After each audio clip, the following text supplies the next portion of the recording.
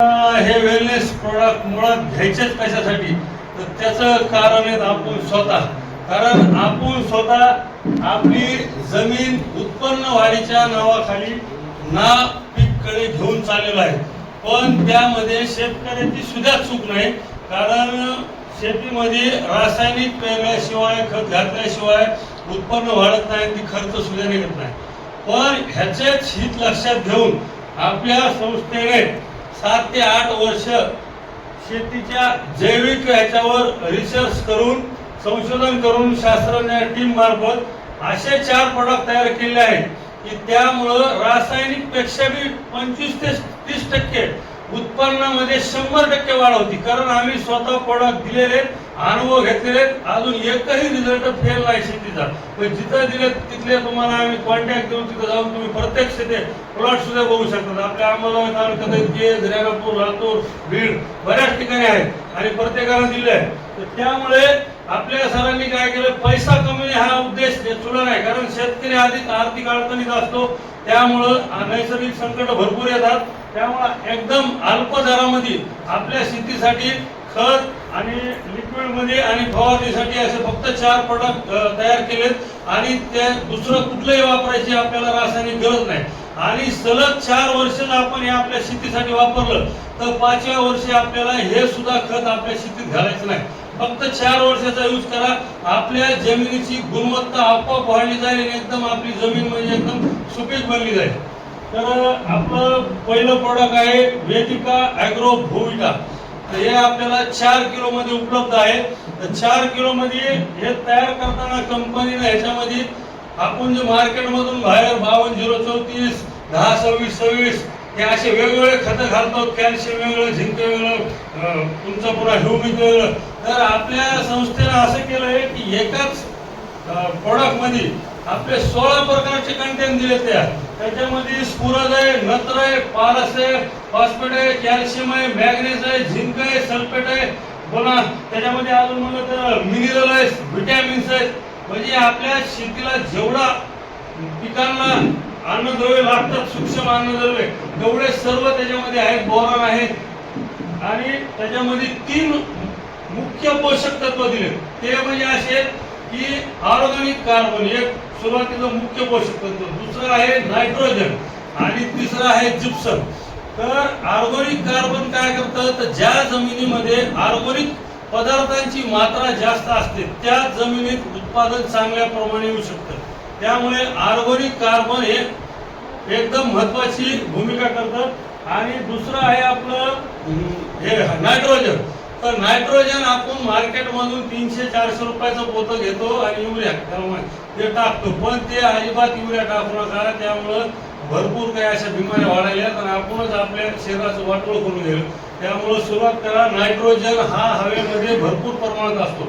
जर आपण भूविटा जर आपल्या जमिनीत घातलं तर ते आपलं जे पीक आहे ते पानाद्वारे त्याच्या वाढीसाठी जेवढं नायट्रोजन लागणार आहे तेवढं ते शोषून घेतं आणि नैसर्गिकरित्या प्रक्रिया होते. आणि तिसरं आहे त्याच्यामध्ये मुख्य पोषक तत्व जिप्सम. तर जिप्सम म्हणजे काय आहे, आज जमिनीमध्ये तुम्ही केमिकल रासायनिकमुळं कीटकनाशक फवारणीमुळं आपली जमीन एकदम अशी पाषाणासारखी कडक होईल. तुम्ही नांगर 70-60 HP चा ट्रॅक्टर जरी लावला तरी अर्धा फूट कुठली जरी जमीन 1 फुटापेक्षा जास्त नांगर होत नाही. पूर्वीच्या काळी आपलं 2 बैली, 4 बैली, 6 बैली, 8 बैली नांगरानं नांगरणी एकदम उत्तम प्रकारे होत होती. पण आज ट्रॅक्टरनं सुद्धा 70 HP च्या नांगरणी नीट होईना गेली. त्याचं कारण हे रासायनिक. तर हे जिप्सम म्हणजे ह्याच्यातला घटक आहे का, ते तुम्ही फक्त एका वर्षामध्ये तुमची जमीन अशी चहाच्या पत्तीसारखी नाही झाली तर तुम्ही मला पुन्हा जे म्हणताल ते तुम्हाला मी देतो, दंड देतो. एवढी जमीन, कारण मी अनुभव घेतला आणि त्या जमिनी सुद्धा आहेत बघा. त्याच्यामध्ये गांडुळाची निर्मिती ऑटोमॅटिकली होती, सूक्ष्म अन्नद्रव्य तयार होतात. कारण आपल्या जमिनीमध्ये ऑलरेडी 14 पोषक तत्व आहेत. तर ते आपल्या रासायनिकमुळे ते मृत अवस्थेत गेले. हे आपलं भूविटा काम त्याला पुनर्जन्म द्यायचं काम करते आणि त्यामुळे आपल्या पिकाचा ग्रोथ वाढला जातो. तर हे आहे समजा ही पहिल्या प्रोडक्ट बद्दल माहिती. तर आता दुसरं आहे आपलं विको हरियाली. तर विको हरियालीमध्ये सुद्धा आपल्या संस्थेनं 14 ते 15 प्रकारचे त्याच्यामध्ये कंटेंट दिले, पण त्याच्यामध्ये असं एक कंटेंट टाकले जे की आपल्या भारतामध्ये तुम्ही कुठेही चेक करा, कुठल्याही फर्टिलायझर जावा, कुठल्याही कंपनीचा फॉर्म्युला दाखवा, ह्याच्यामध्ये आहे S3 आणि F2 फॉर्म्युला. S3 फॉर्म्युला म्हणजे ह्युमिक, ह्युमेट आणि ह्युमी, आणि F2 म्हणजे फुलवेट आणि फुलविक. हे 5 प्रकारचं जे जमिनीच्या मुळाला ऍसिड लागतं, ह्युमिक ऍसिड म्हणतात. आपल्याला फक्त एकच नाव माहिती. आणि ह्युमिक ऍसिड हे काय रासायनिक नाही, आपलं नाव ऍसिड आहे पण आपल्याला वाटतं ते रासायनिक, पण हे आपलं जे पूर्ण जे खदान असते, कोळसा, तुमच्या लोखंड जिथून निघतं, सोनं चांदी, जे आपलं तांबच असतं, तर त्याच्यामधलं जे रॉ मटेरियल राहतं, तर त्याच्यापासून तयार केलेले कंटेंट ते ह्युमिक ऍसिड. 2800 रुपये प्रति किलोचं ह्युमिक ऍसिड इको हरियालीमध्ये, आणि ते अर्धा किलो फक्त आपल्या 1 एकरसाठी पास होते. पूर्ण 1 एकरवर एकदम फास्ट काम करते. प्रकाश संश्लेषणाची क्रिया जे आपल्या पिकाला लागते, जरी कमी ऊन असलं, ढगाळ वातावरण असलं, तर ते फास्ट रीतीने त्याला पाहिजे तेवढं ते किरण शोषून घेतले जातात, आणि पांढऱ्या मुळ्याची एकदम मजबूती वाढली जाते, आणि जमिनीला असं घट्ट धरून ते टिकून राहतात. जरी जास्त प्रमाणात वार आलं तर मातीशी त्या मुळे अशा नाळ त्याची घट्ट राहते इको हरियाली वापरल्यानंतर, आणि त्याच्यामुळं आपल्या पिकाचं फांद्याची, तुमच्या फळांची साईज वाढण्यास 100% मदत होते, आणि उत्पन्नात कमीत कमी 25 ते 30% वाढ हे निश्चितप्रमाणे होते. तर आपलं, आणि त्याच्यामुळे अजून एक, ह्या दोन्ही प्रोडक्टमुळे अजून एक आपल्या जमिनीत होते की आज जमिनीचा जो pH आहे तो पार 7 ते 10, 11च्या घरात गेला. तुम्ही मातीचं परीक्षण करा, तुमचा pH, पाण्याचा pH सुद्धा तितक्याच प्रमाणात लागलाय. ज्या जमिनीचा pH 7 पॉईंटच्या खाली असतो त्याच जमिनीमध्ये उत्पन्न चांगल्या प्रकारे येतं, आणि ते आपल्या फक्त रासायनिकमुळं जमिनीचं आपण वाटोळ केले. तुम्ही डोंगरावर सीताफळाची झाडं असतात, सीताफळ येते, त्याला कधी कुठल्या शेतकऱ्याला खत घातलंय का, कधी त्याची फवारणी केली का, तरी ते एवढं का क्वालिटी येते. ऑलरेडी आपल्या जमिनीमध्ये सगळे तत्व आहेत टोटल, पण त्याचं आपण उत्पन्न वाढतंय म्हणून पुरी शेणखत घालायचे, दुसरं काय घालत होते का? शेणखत वर्षाला घालायचे, पुन्हा 2 वर्ष घालीत नव्हते का नाही. तसंच आपल्या कंपनीचं मिशन आणि विजन आहे, तुम्ही हे 3 वर्ष फक्त वापरा. तुम्ही 3 वर्ष जरी सलग खत वापरत, 4थ्या दिवशी तुम्ही जमिनीत हे बी खत टाकू नका, तरी तुमचं उत्पन्न आलं पाहिजे. नंतर पुन्हा 2 वर्षांनी एकदा टाकायचं, म्हणजे शेतकऱ्याचं किती बचत होणार आहे. पण ते वापरायला पाहिजे, सुरुवात करायला पाहिजे, आणि आपण कुठंतरी सुरुवात करणं गरजेचं. ही झाली आपल्या 2 पिकाबद्दल की pH, मातीचा, पाण्याचा pH सुद्धा मेंटेन होतो. नंतर तिसरं प्रॉडक्ट आहे PGPR, प्लांट ग्रोथ प्रमोटर, त्याला असं म्हणतात. म्हणजे आपल्या पिकाचा ग्रोथ एकदम वाढणार.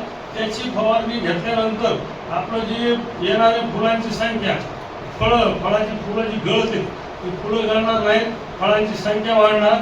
समजा तुमचं एखादं फळ 50 ग्रामचं होत असेल असं, तर निश्चितच 70 ग्रामपर्यंत जाणार ते, आणि त्याच्यामुळं तुमच्या फांद्याची साईज वाढून त्याच्यामुळं फळांची संख्या जास्त होणार, आणि आपल्या उत्पन्नात वाढ होणार, आणि तुमचं एकदम मालाची जी क्वालिटी, शायनिंग, फिनिशिंग आणि साईज वाढणार. ते PGPRचं मुख्य काम आहे. PGPR आपल्याला प्रति फवाऱ्यात फक्त 1 फवाऱ्याला 25 ml वापरायचे, आणि 1 बॉटल 1 एकरसाठी पुरेशी होती. आणि त्याच्यासोबत वापरायचं आपल्याला ॲग्रो-90. तर ॲग्रो-90 हे फक्त 5 ml वापरायचं, ते 4 एकरला 1 बॉटल पास होती. 4 एकरला 1 बॉटल ॲग्रो-90ची पास होती.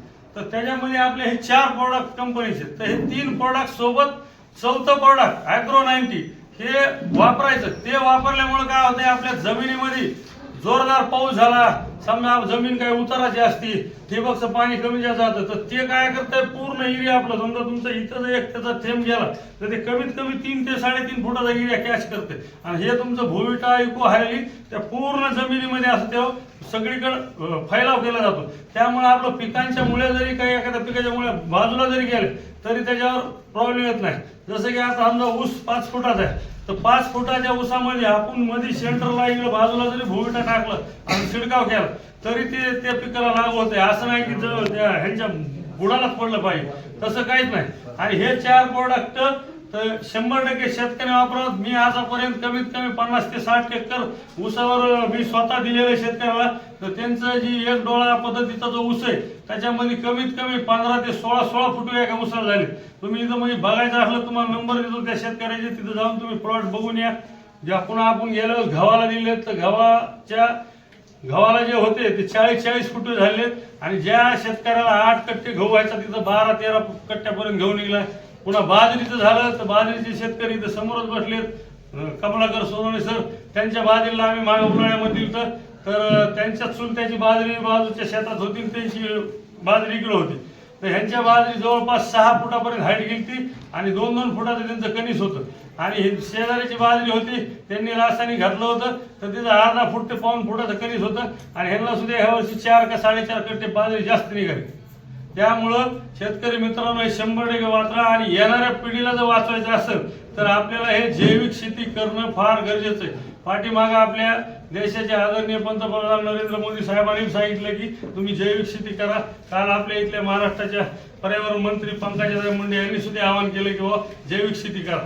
कारण जैविक शेती ही फार गरज झालेली.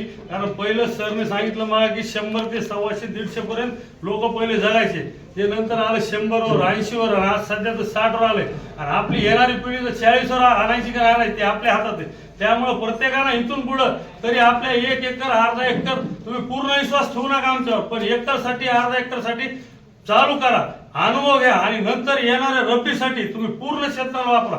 तुमचं उत्पन्न 100% वाढणार, तुम्हाला मी गॅरंटी देतो. आणि ह्याचे दर सुद्धा एकदम अल्प आहेत, कारण आपल्या कंपनीचे एमडी आणि सीओ सर यांनी शेतकऱ्याचं हित लक्षात घेऊन फक्त 441 रुपयामध्ये आपल्याला भूविका मिळतं. इको हरियाली 903 रुपये अर्धा किलो 1 एकरसाठी, PGPR 458 रुपये आणि 90 ॲग्रो 440 रुपये. मग 1 एकरचा खर्च 1600 ते 1700 रुपये. मग मार्केटमध्ये तुम्ही आज 2,500 ते 3,000 रुपये रासायनिकला घालीत असताल माझ्या माहिती.